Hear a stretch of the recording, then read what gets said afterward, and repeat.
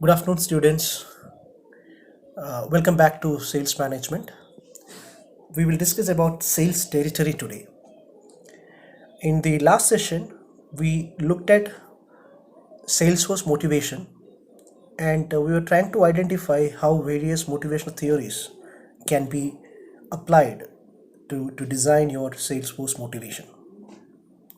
In that session, we were understanding that the sales force motivation is essentially to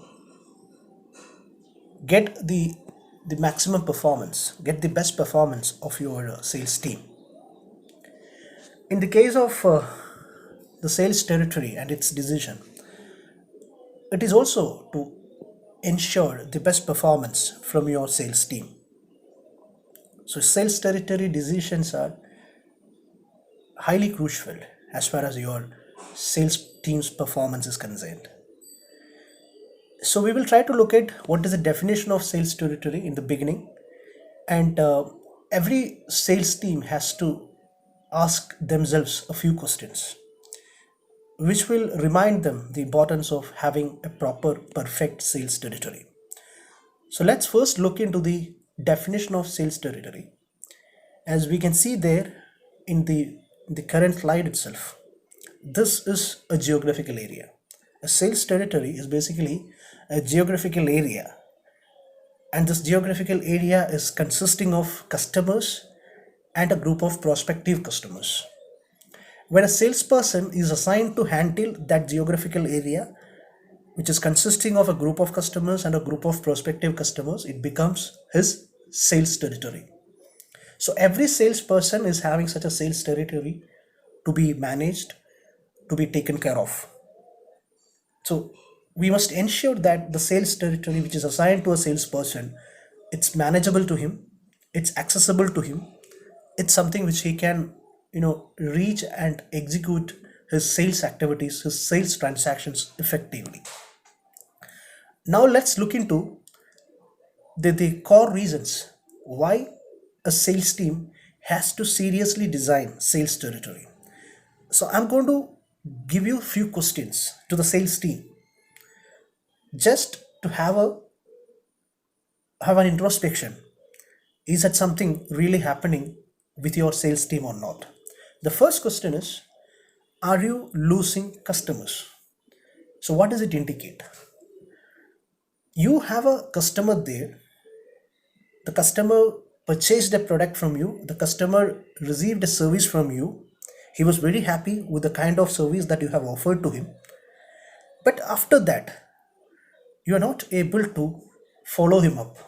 He was expecting your after sales service, he was expecting your opinions, he was expecting your recommendations, he was expecting your frequent visits, he was expecting your interaction, so that the product experience or service experience is becoming much more smooth and enjoyable to the customer. But this is not happening. It can be a great reason for a customer to be unhappy, and if he is unhappy, the problem is when he decides to buy the same product or service again in the future, he may not consider your company as a potential one. He may go for your competitor's product. So are you losing customers because your sales team cannot access the customers whenever the time he is expecting your service? The next question is, are you missing sales? This is about prospective customers. You have a potential customer in the market and you are not able to reach to him. Your time is entered just by interacting your existing customers only. You cannot reach to the prospective customers. So the prospective customers are waiting for your visit, waiting for your service, but you are not able to present the product to him, convince about the product to him. So what happens is that he looks for the competitor's product. So the next question the sales team should ask themselves, are you missing sales? The third question is, are your sales team overloaded? Again, a critical question to be asked to the sales team. Many a times sales team people used to complain that they're not having enough time. Their time is spent for traveling. They're not able to have quality time with the customer. They're always pressurized with the targets, with the kind of hectic work schedule that they have. It actually indicates that your sales territory decisions are not systematic. The third question, are your sales team overloaded? The fourth question, are you getting new customers sufficiently? It simply tells you, are you able to convert your prospective customers as customers? Is that happening frequently in your organization? Sometimes, if your sales territory is not in a systematic way, it is designed, you have to satisfy with your existing customers. You cannot expand your business. You cannot expand your sales, beyond a particular boundary of your territory. So these are few critical things to be understood before you go and crack out the next kind of discussions on sales territory. Thank you.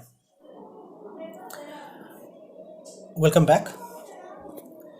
So in this session, we will look at how the sales territory decisions are going to affect at least in three various industries. I mean, obviously, these three industries are known for heavy sales transactions in the market space. Let's consider an FMCG business. Let's consider a service business like in insurance or a mutual fund investment company. Let's take the third case like retail apparel brands like Max or Trends that we are all familiar with. So let's first look into how an FMCG brand is utilizing or depending on sales territory. As we all know, if an FMCG company, when they concentrate on their sales, they are not basically not interacting with any customers directly. If your company is producing soaps or the toothpaste or any kind of product of that sort, you're not directly going to the customer to present the product, to interact with him, to convince the product. There is absolutely no relationship, direct relationship with the seller and the customer. Instead of that, the salesperson is trying to control a group of wholesalers, distributors, maybe retailers. So in his particular territory, you can see that a few wholesalers would be there, few distributors would be there, and a few retailers would be there. Obviously, this number of retailers would be much larger than the number of distributors and the wholesalers. So the person who's in the sales field of an FMCG brand, he is taking care of these three or four categories of people who ensures the sales transaction to the customer. So that's a different case. So what is the responsibility of a salesperson if he's assigned with a sales territory in such a case? He has to always look after what is happening in his territory.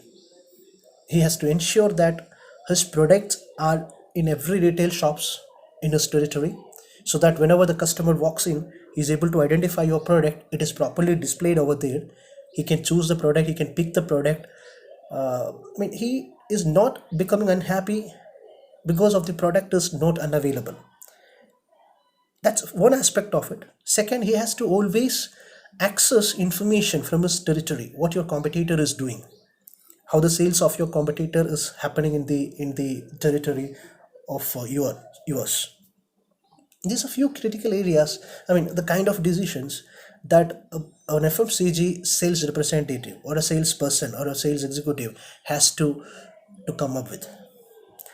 Now, when it comes to an insurance company or an investment company, the scenario is slightly different, where you don't have any distributors, you don't have any wholesalers, you don't have any retailers.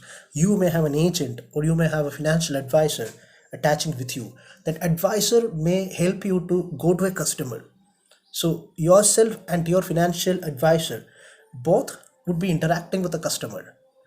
There is a direct conversation, there is a direct presentation taking place. You have to list out the various advantages, the various schemes, the benefits which are given to the customer. You have to provide all those relevant informations which are essentially to be provided to the customer. So this is a different scenario where your selling skills are highly required. You need to have a great way of presentation.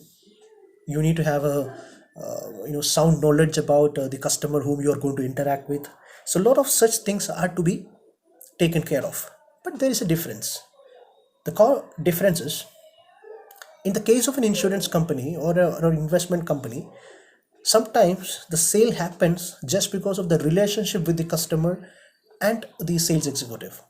What I'm saying is the sales territory application may not be possible in certain cases. For example, you are working in Calicut and one of your close friend is working in Trivandrum and he is willing to purchase an investment service. Now, just because of your relationship, the person wants you to sell a product to him, wants you to sell an insurance or an investment product to him. It is just because of your you know relationship. But you cannot ask a person who is working in Trivandrum to go and interact with this customer and complete the sales. The customer may not be happy with such an approach. The customer is expecting you to travel from Calicut to Trivandrum, have an interaction with him, try to close the sales because he is trusting you. So about the territorial application, sometimes in certain businesses these kind of relationship will play a much better role in terms of completing a successful sales transaction. So again, you need to have some kind of an idea. In some cases sales territory decisions are there, still there are going to be few more areas which will happen in the case of sales exposure. And finally, let's see the example of a retail apparel brand like Trends or Max. As we all know, a few months back, our students were in an internship program, right? Max or Trends offered an internship program for the many of our students were in various of their outlets. I mean, all these outlets were all newly launched. They were having only few outlets and they were restricted themselves in some of the prominent cities and district based outlets. But these companies are now expanding. They're seeing that there is a positive trend. There is a group of prospective customers apart from the urban cities. You can always tap the customers in semi-urban, even from the rural markets. Is a still possibility there. So that has made them to come up with or to launch few more outlets. And all these retail apparels are highly aggressive in terms of bringing new outlets across the state. Now you can see in every district this Reliance, Trends and Max, they are in a mood to expand. So they are redefining their sales territory definition. Earlier, when they had only one or two outlets in a particular district, in a particular place, now they're expanding. The sales territory is becoming a enlarged one. So what I'm trying to tell you is that these are things which happens, which is related to sales territory. It's very very important. If your team is, or if your organization is willing to expand, if your organization is looking for the best service to be provided to the customer, and if the firm is looking for the satisfaction, the delight from the side of the customer, and if you want to get all the possible prospective customers to be converted as good loyal customers for your product and service, sales territory application is highly important. And you always have to make refined decisions whenever it is demanding for you to do. That should be done. Thank you.